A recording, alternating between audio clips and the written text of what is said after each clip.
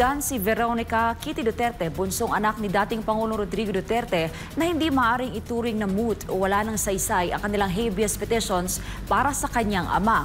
Giit niya kung ibabasura ito ng Korte Suprema, magbubukas ito ng isang mapanganib na president na maaaring magamit sa iba pang kaso sa hinaharap. Isang hakbang na maaaring magbanta sa integridad ng batas at hustisya sa bansa. Si Margot Gonzalez magbabalita. Mariing tinatulan ni Veronica Kitty Duterte ang apela ng Department of Justice na ibasura ang kanilang consolidated petitions para sa habeas corpus na humihiling ng pagpapabalik sa kanilang ama matapos umano itong iligal na dinala sa Netherlands upang mapaharap sa International Criminal Court o ICC. Ayon kay Kitty Duterte, hindi dapat mabasura ang petisyon dahil pwede itong magresulta sa isang mapanganib na president sa sistema ng hustisya.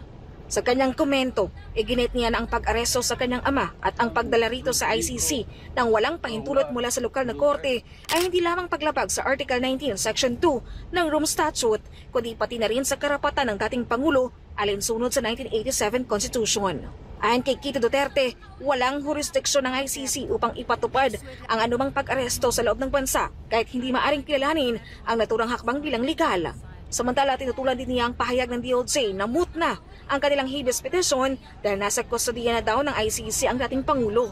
Anya, kahit pahawak na ng ICC ang kanilang ama, hindi ito nangangahulugan na nawala na ng visa ang kanilang petisyon. Sa halip, patuloy umano itong ituturing na iligal na pagkakakulong, lalo na't ito'y batay sa isang warrant of arrest na pinag-utos ng isang korte na walang jurisdiksyon sa Pilipinas.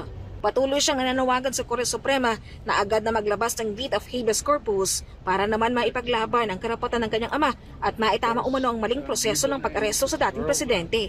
Samantala, kinumpirma naman ng Korte Suprema na nakapagsumiti na rin ng kanilang komento ang iba pang anak ng dating Pangulo, sina Congressman Paulo Duterte at Davao City Mayor Sebastian Duterte bilang suporta sa kanilang petisyon laban sa umano'y iligal na pagkulong sa kanilang ama. Para sa Diyos at Pilipinas, Kumahal Margot Gonzalez, SMNI News.